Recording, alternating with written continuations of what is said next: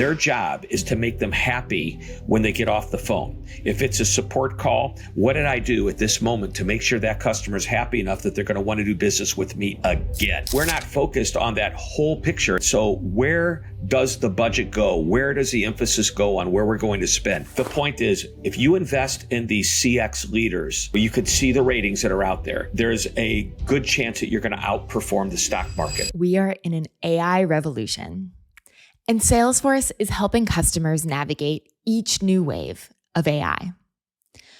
To learn more about the expert guidance and resources they have available, visit sfdc.co/Salesforce Customer Success.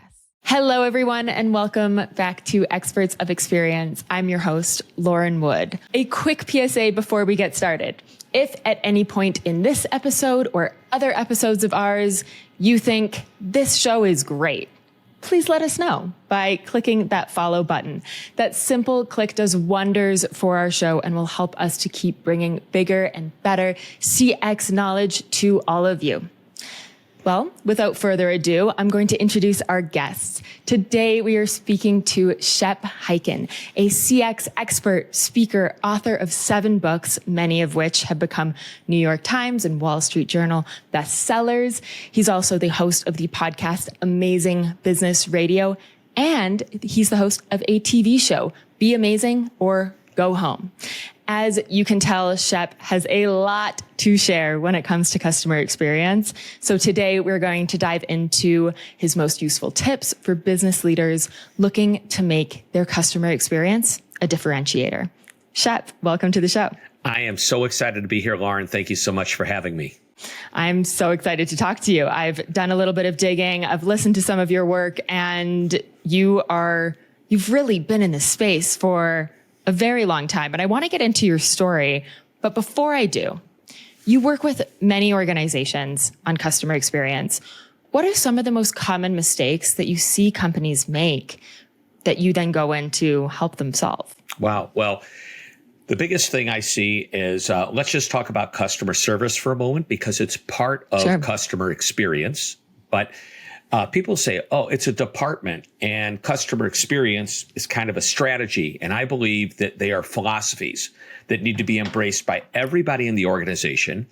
Everybody needs to understand what the CX vision is. They need to know what their roles are within the company to deliver on that vision. And I'm talking everybody from the CEO to the most recently hired, somebody on the front line, somebody in a department that never sees the customer, even people in a warehouse who pack up product and just send it out.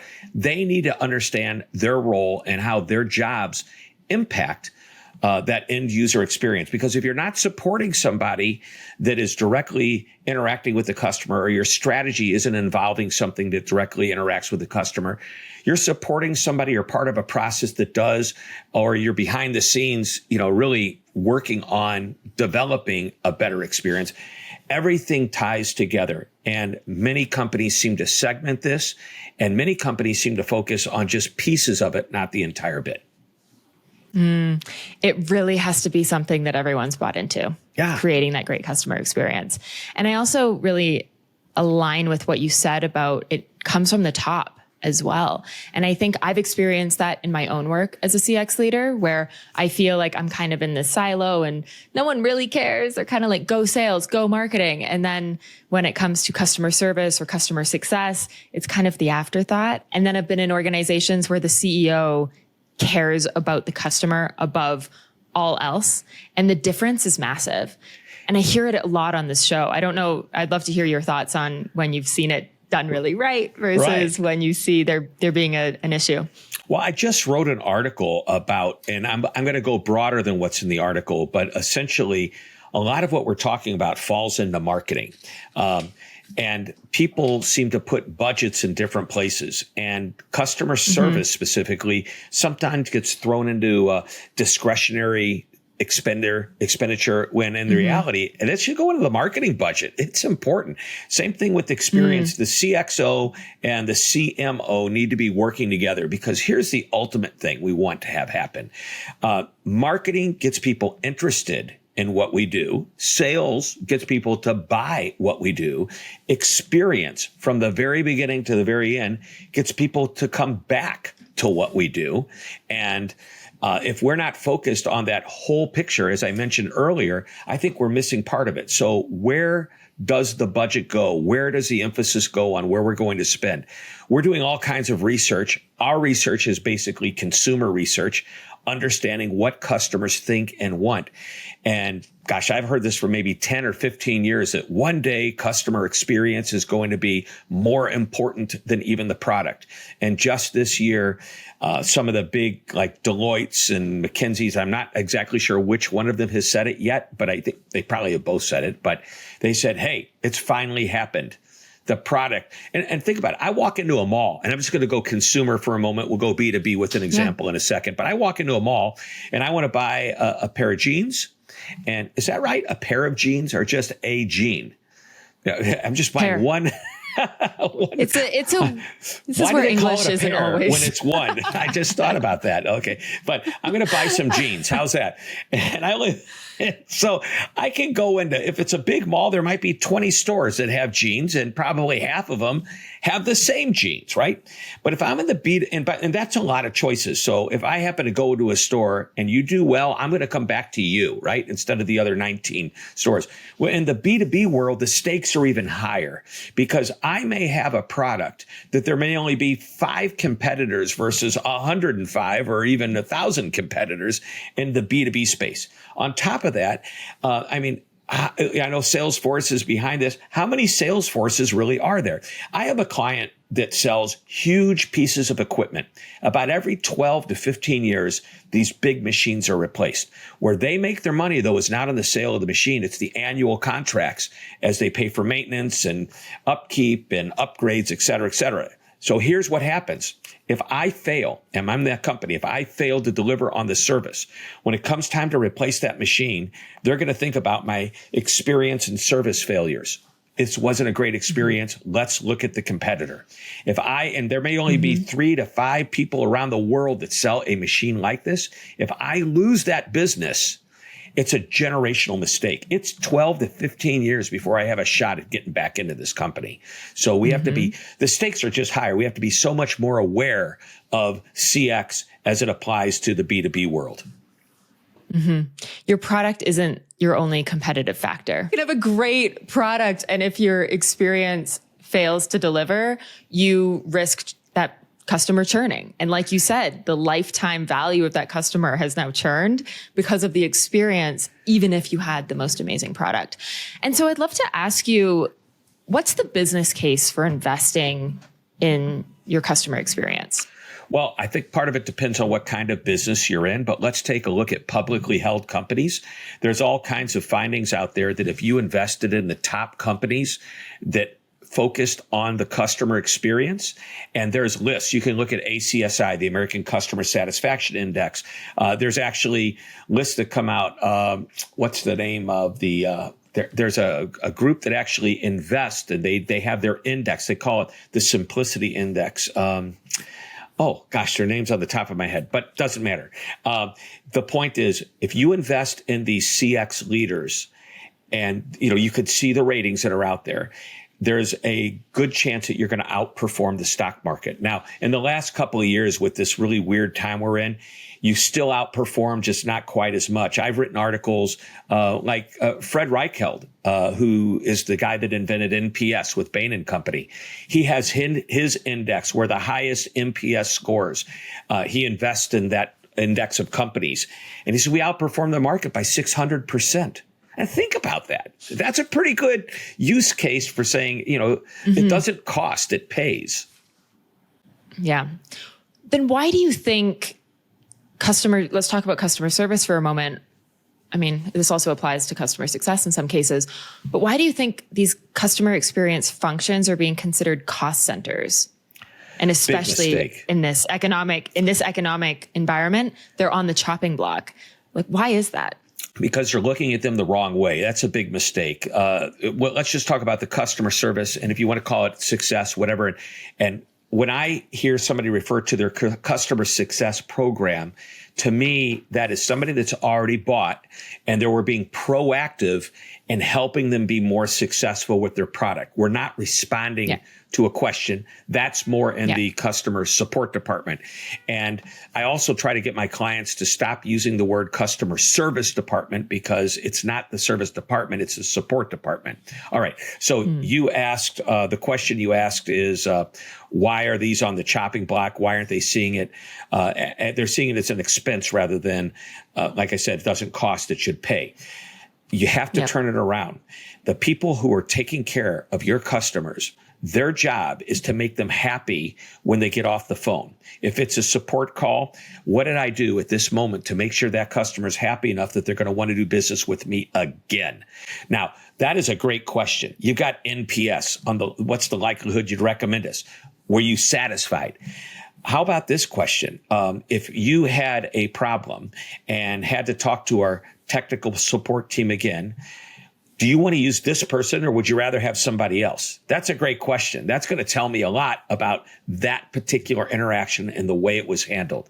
And by the way, even if they don't give me the answer that I want and the help that I need, depending on how they handled it, I might still give them a really high mark for that person.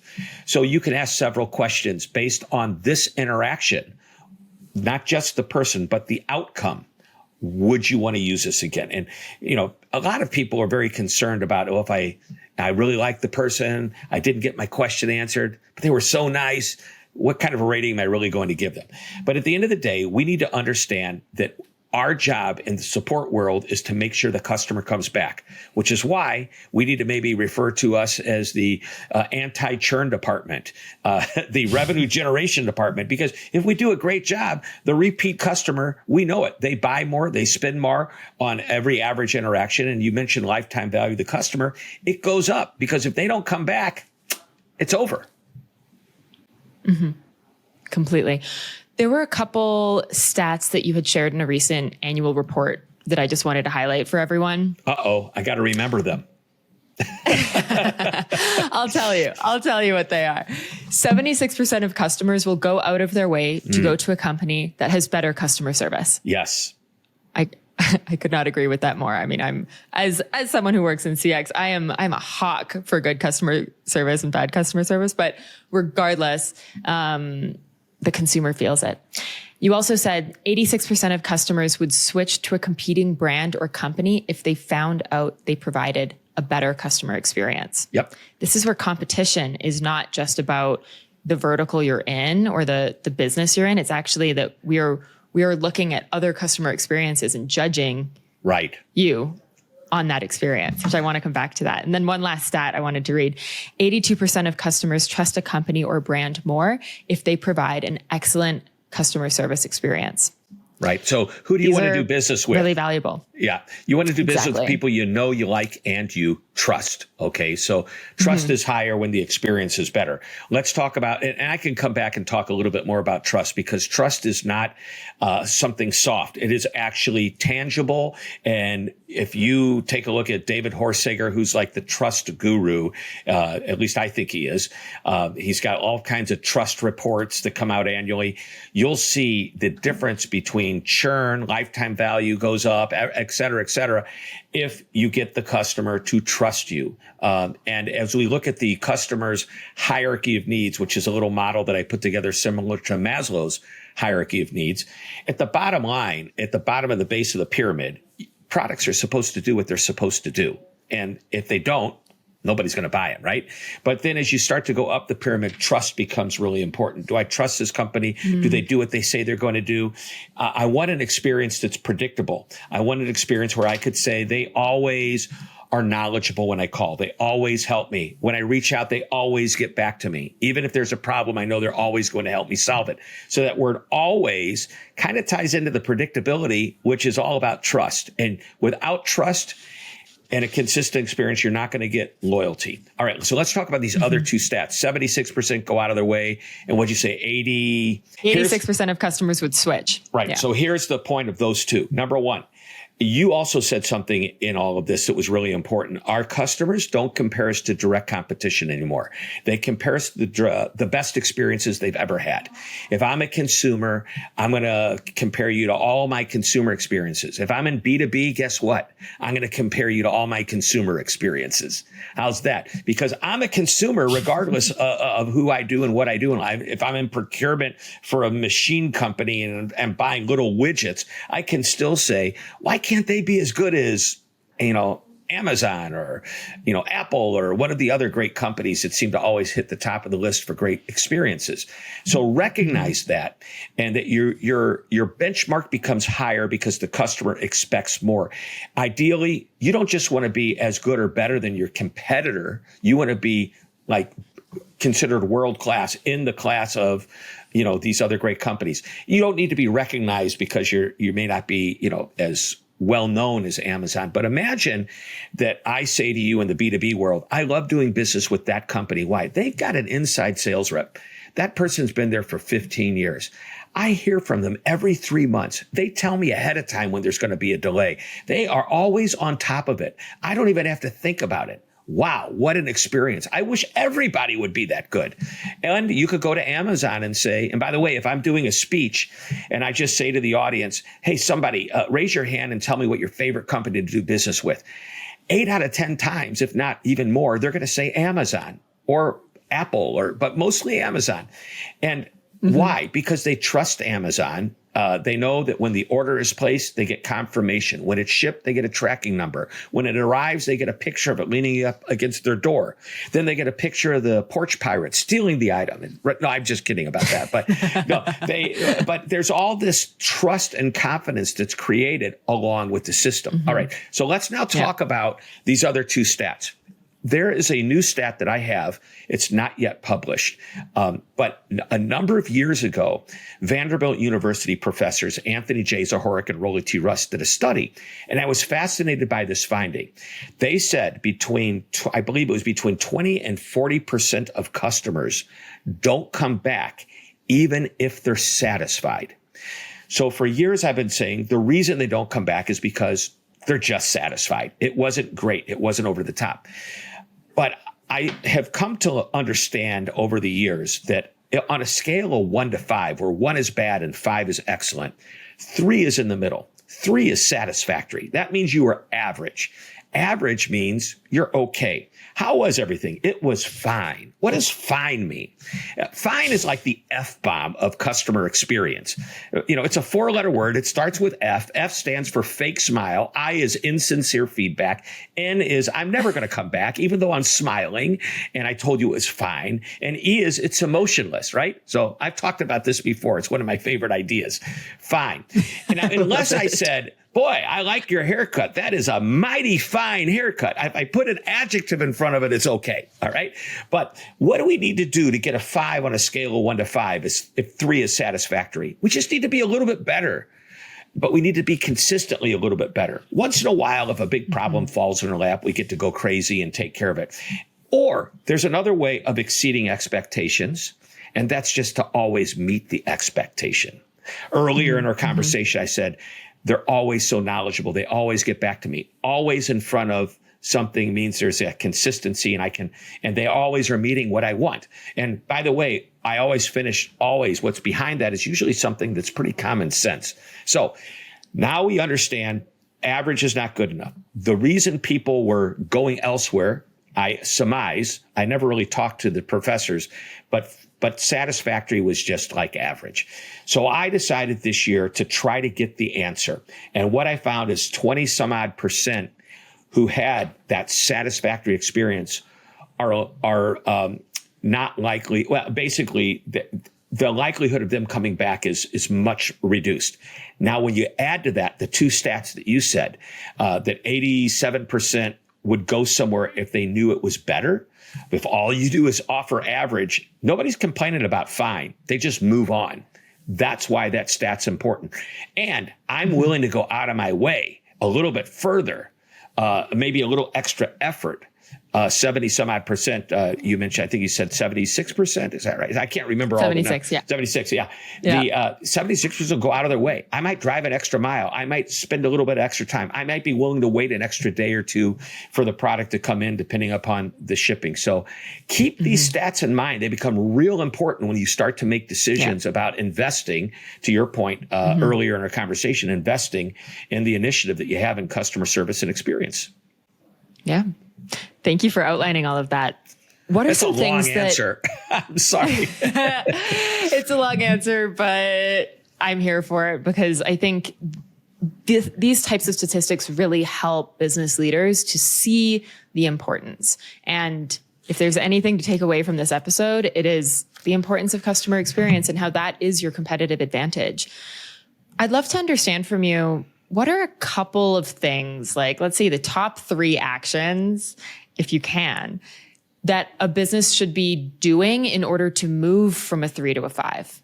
Great. So, well, first of all, you have to decide you want to do it, and that needs to come from leadership. And I'm going to go through a process that creates the culture for you. I'll do it in like a minute. Okay. And if you want me to expand on any of this, I can. But I have this 6-step process. So it has to start at the top where leadership defines what the experience vision is. It's 1 sentence long or shorter.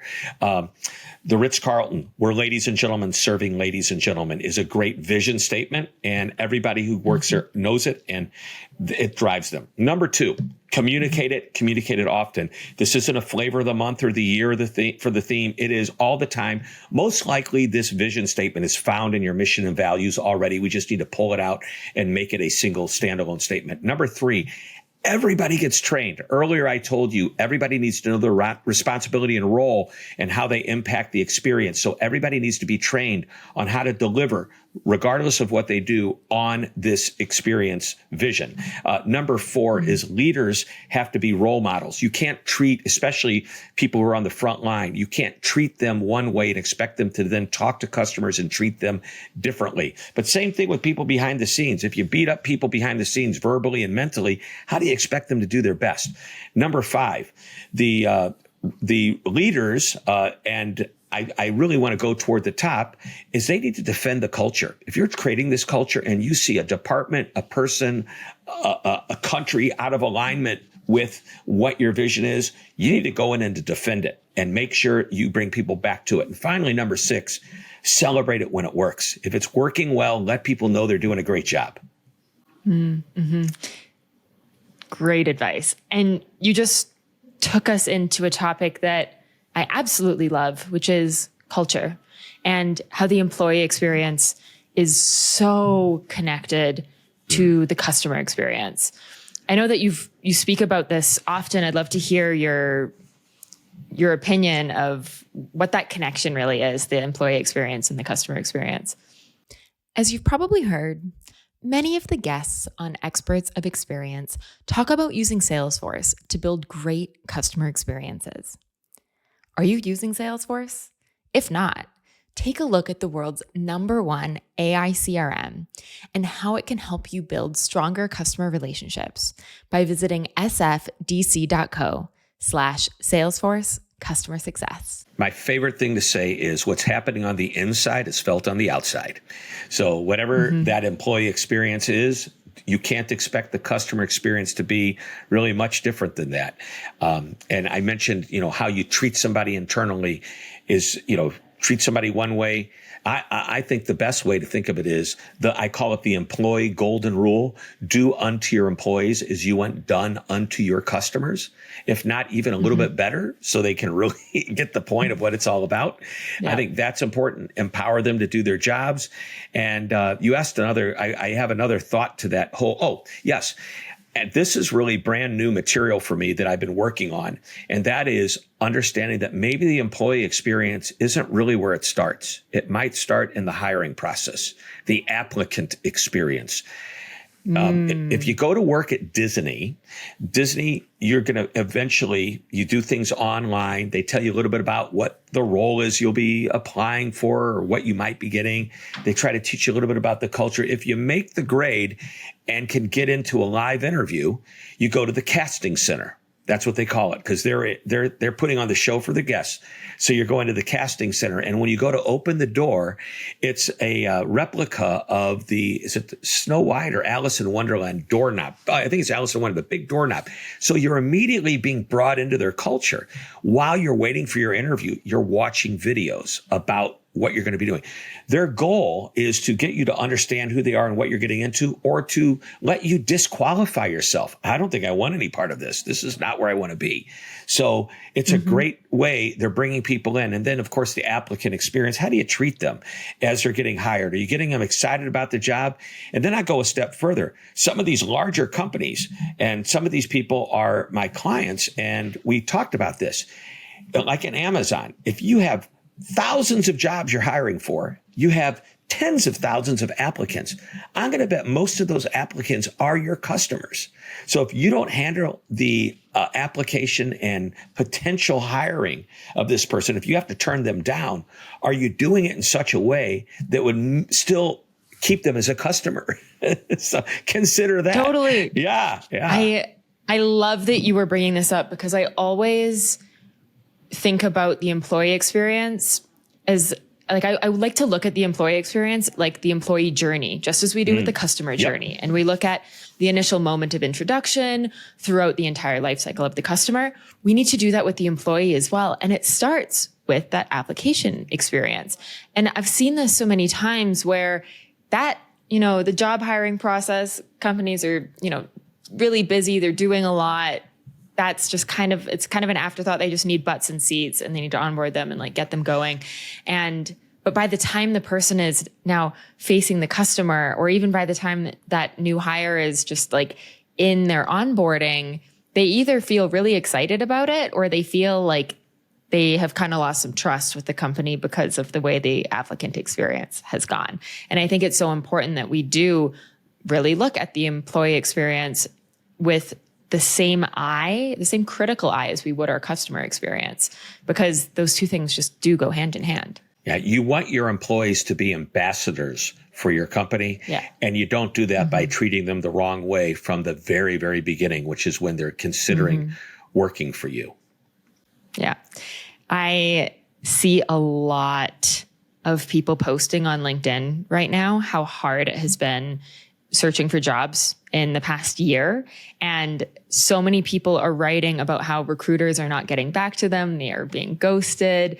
They're just having these really terrible applicant experiences. And I get it. Companies are swamped with applications. I fully understand that side of the story.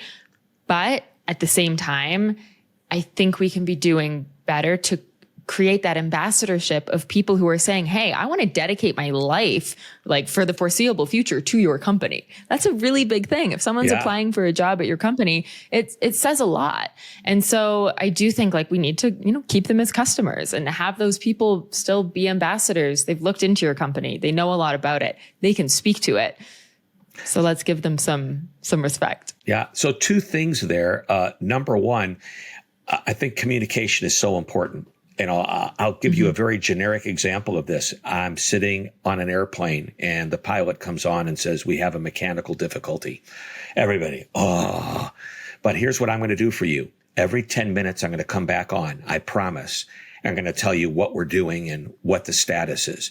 And people go, you know why? They're not happy that they're being delayed. They're happy they're getting information. Why can't we do the same thing that we would, that pilot or that captain's doing with the passenger, his customer or her customer? Why can't we do the same thing for applicants? Here's where you are in the application process. I go on to, UPS, USPS, FedEx. I track a package. It shows me it's in this city. It's in that city. It's out for delivery. We could do the same thing for applicants. Number two idea. I have a philosophy I call creating the fun environment. Now, fun is not fun, ha ha, rah, rah, let's go have a great time. Fun stands for, it's an acronym, FUN, fulfillment, uniqueness, and next. So in one of my books, The Amazement Revolution, one of my chapters was devoted to the culture, and I used different case studies and interviewed different people. Brian Keeley, who just last year retired from Baptist Health South as their CEO, or maybe he was the chairman, he had a great philosophy. I want to create something called destination employment, which meant When you come to work for me, I don't ever want you to want to leave and go anywhere else. Well, how does that happen? 3 things. Number 1, we want to fulfill this person. We want them to have a job that they enjoy, that they're proud of. Number 2, we want to exploit them. You as unique. What do they do that's unique to them? What's like their big talent? Can we take some of that talent and put it in the job? And, if you're loving, engineering and coding, that's a unique talent compared to most. You're going to go seek out a job to be a coder. So if I put you in that job, you're probably going to love it. But what if I put you in a job that doesn't require coding, but that's what you really love to do, right?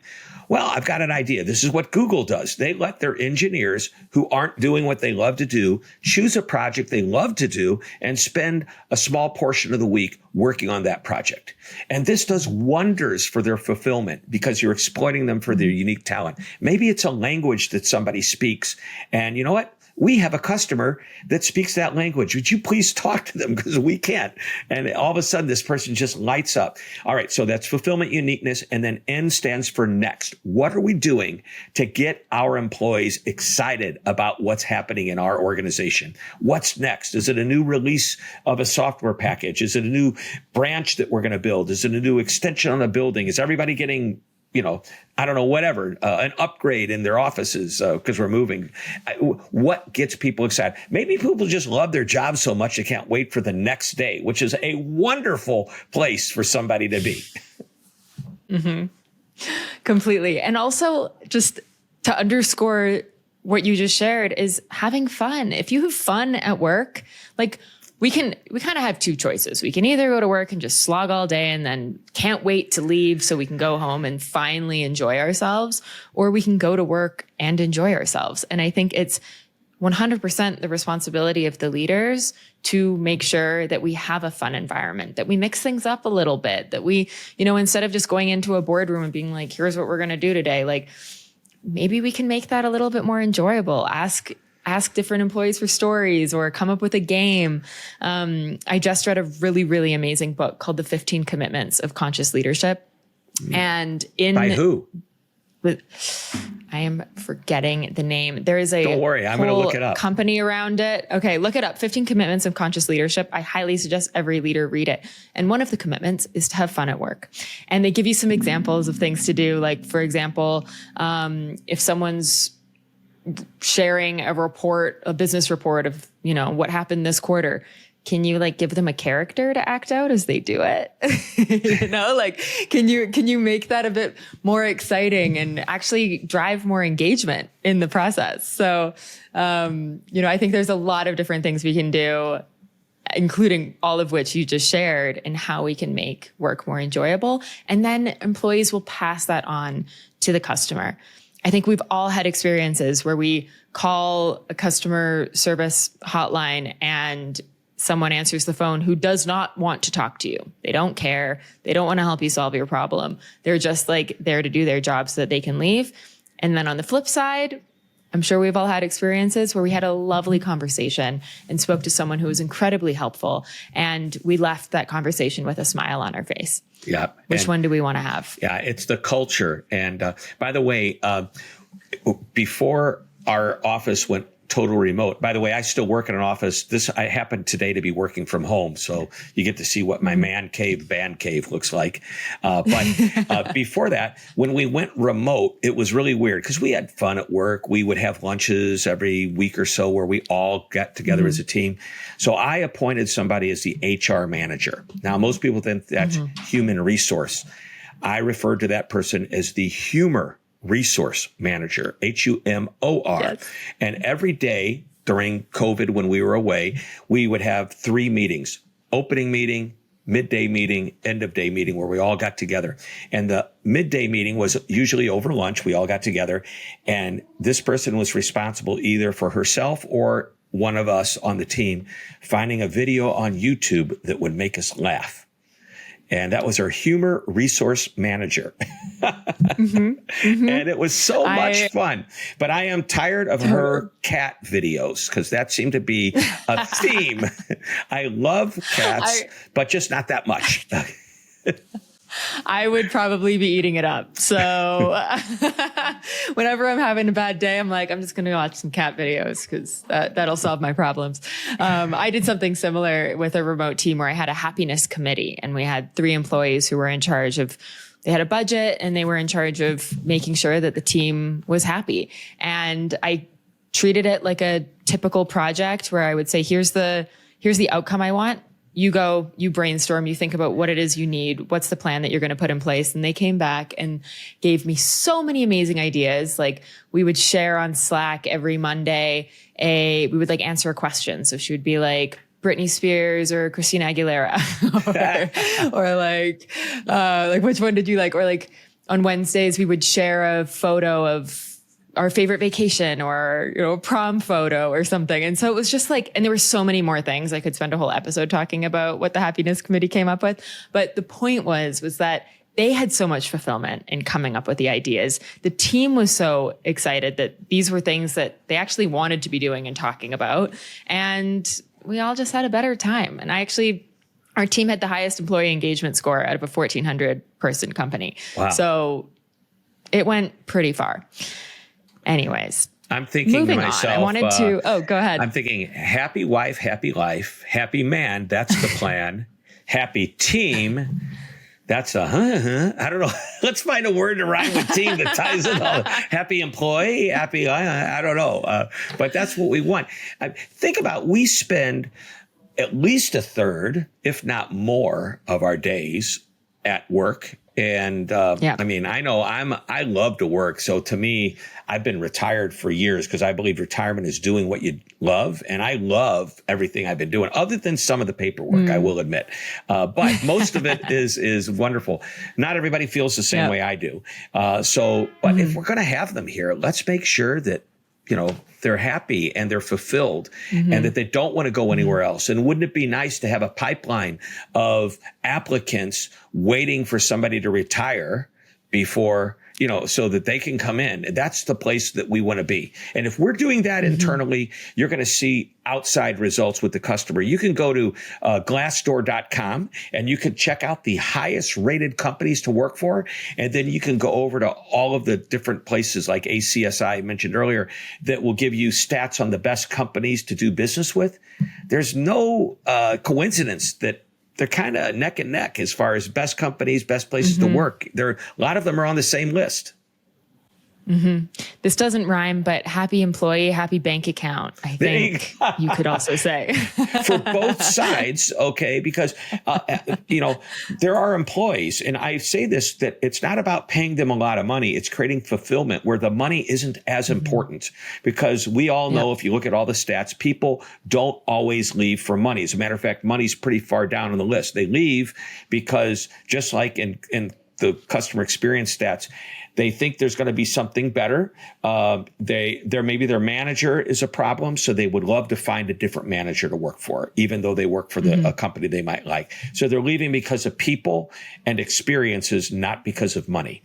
And we need to keep that in mind. Although I did Maslow's hierarchy of needs version for the employee hierarchy of needs. And just as a customer needs a product to work, the employee does need a paycheck. But if you go to Disney, people have been there for 25 years. They're not paid nearly as high as other people in other organizations that have been somewhere 25 years. But when you talk to these Disney employees, they go, I just love working here.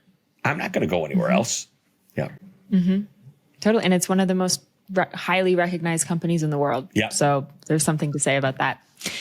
Shep, I'm curious. You've been in this business for a really long time. I'm curious to know what got you into it. And then I'd also love to understand, what are you doing with organizations to really help them improve their customer experiences? Wow. What got me into this business was not realizing I'm a very customer-focused individual. I'm 12 years old. I started my first business, which was a birthday party magic show business. Came home after being paid $16 for a birthday party. Remember, I was just 12 years old. That was a long time ago. Today, that $16 is worth like $2,412 with inflation. But anyway, it was a school night. My mom says, what are you doing after dinner? I thought homework was the right answer, but it wasn't. She says, after you write a thank you note, you do your homework. Okay, first lesson in customer experience or service, appreciate your customer. I already said thank you when I walked out the door and they gave me my money, but follow up. Little after experience. My dad says, great idea. Send the note next week. Call them and thank them again. The parents that booked you. Thank them again and ask them how they liked the show. And they'll tell you, ask them specifically, what tricks did you like the best? And I go, that's a great idea. He goes, well, after you do this a bunch of times, you'll notice some of the same answers. And you'll notice they talk about the same tricks. So if they aren't talking about certain tricks, get rid of those and replace them with magic tricks they will talk about. I said, great idea. Now, as I look back, that's called showing appreciation, getting feedback, and operationalizing the feedback and process improvement. And I'm learning this at 12. And I was doing at one point 8 to 10 magic shows every week when I was like 13, 14, 15 years old. My parents had to hire a high school kid to drive me around because they couldn't drive me to so many shows. And as I think back and what am I going to do with my life? I get out of college and I'm thinking, what do I want to do? I saw a couple of motivational speakers and I thought, I could do that. I had by the way, I graduated from birthday parties to working for corporate events, and I worked in comedy clubs while I was in college. So I decided I was going to be a professional speaker after watching these guys. I went to the bookstore, which back then was like one shelf of business books. And I could tell you the 3 books that I bought: In Search of Excellence, Ron Zimke and Carl Albrecht's 2 books about customer service, Service America and America at Your Service. You think they could have varied the title a little bit more? But anyway, those are the 3 books that I bought. And I thought, okay, why am I drawn to these books? Because ever since I was a kid, I was taught to take care of my customers. And by the way, I love the feedback customers gave me when I did that. So that's why I just became addicted to the idea of service and experience. And when I started, it was all service. It was all customer service. How does a customer get treated? In 1988, 89, I started focusing on internal service, which is the employee experience. And then somebody real smart said, customer experience is a fancy word for customer service. Let's call it that. Smart people. Guess what I realized? Over time, I started looking at the great leaders, guys like Jeff Bezos and you look at some of the companies that are out there that are Steve Jobs, they started to recognize that experience was the broadest possible thing. It was every interaction the customer had, not just these moments where we're interacting for support or for sales. So I thought, okay, it gets even bigger and better. And I'm so excited. So I see my career as, just as people get promoted to the next level, I see everything I'm learning from all these companies and observing and researching. It's like taking me to higher and higher levels of understanding what this whole experience thing is all about. I just love it. I'm addicted to it. And I don't know if you can tell, I'm a little enthusiastic about it. I love it. I'm right there with you. And so how do you help companies? So if you sat next to me on an airplane and said, Shep, what do you do for a living? I would ask you a question in return. Have you ever walked away from a company and thought, wow, that was a great experience, or wow, that was the nicest person? Well, that's what I help my clients do. So they do this a number of ways. They hire me to speak. And I know I've done a number of jobs with Salesforce. I've worked with some of the greatest companies at their conferences. We also have training, and that's more customer service training. But one of my guys, he's amazing, had a really high level job at a publicly held company. And when he took early retirement, he came to work with me and we talked to them about culture, and he goes in and he shifts the culture. And we work with some great brands, bigger companies than I could ever imagine working for, helping them with this. So we do that. Plus, I write books and I do influencer work for some of the people in the industry. I have a good time doing this. A lot of variety, a lot of fun. Amazing. Yep. So I kind of want to ask you the same question that you would ask someone on an airplane. What is a recent experience that you've had with a brand that left you impressed? I just wrote about this. A moment of misery turned into a moment of magic. I was on a flight. So it all started when I was being interviewed by somebody, and she shared a story that she was on an airplane from Madrid to London, getting ready to take off. And the captain came on and said, everybody, I've got to get you off the plane right away. Don't panic. But we spotted a scorpion on the plane and it's run off and we don't know where it is. We can't get to it. You got to get off the plane. We don't want anybody getting stung by a scorpion. And everybody was happy to get off the plane, right?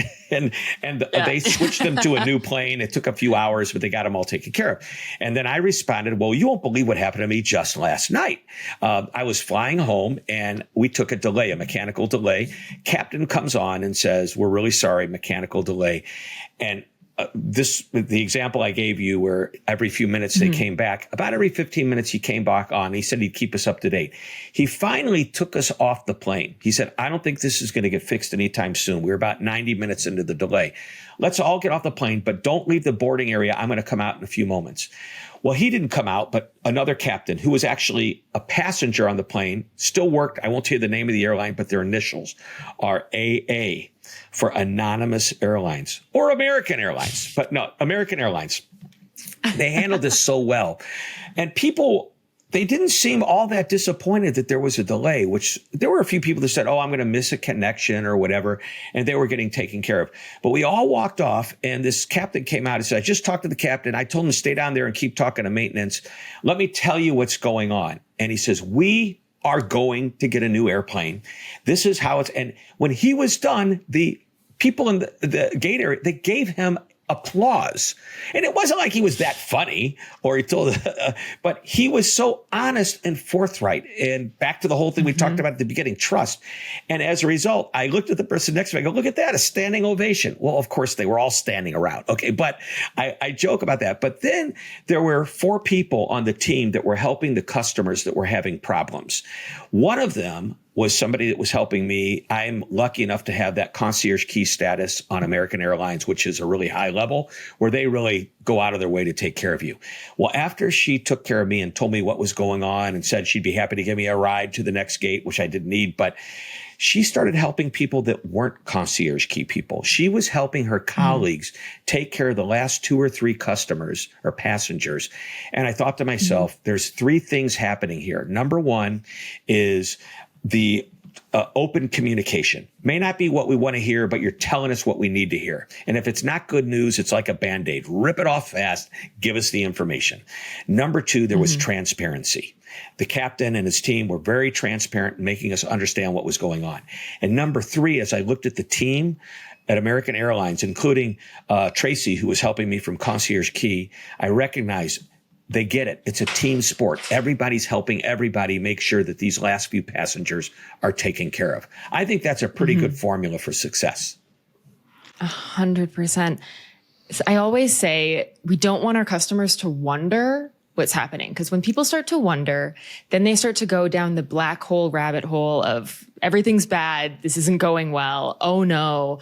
And if we are just proactive and giving them little bits of information, people appreciate it so, so much. Yeah, it's like a sense of control they have, even though they have no control. What they do have is control of their feelings.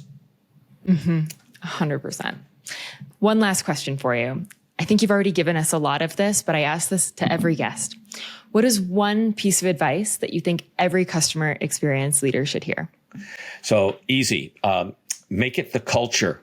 Not a department, not a strategy. Make it philosophical and ingrained into everything about the company. And when you add that to the level of all your strategy and tactics, you will deliver a better experience overall. I love that so much. Well, Shep, thank you so much for coming on the show, for speaking to us about the business case of customer experience, the culture importance, about trust.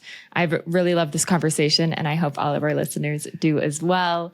I'll talk to you soon. Thank you so much for having me, Lauren. Can't wait to come back. Salesforce Customer 360 is the world's #1 AI CRM, helping companies build stronger customer relationships, drive faster time to value, and innovate with every technology wave. Learn more about their expert resources and support at sfdc.co/Salesforce Customer Success.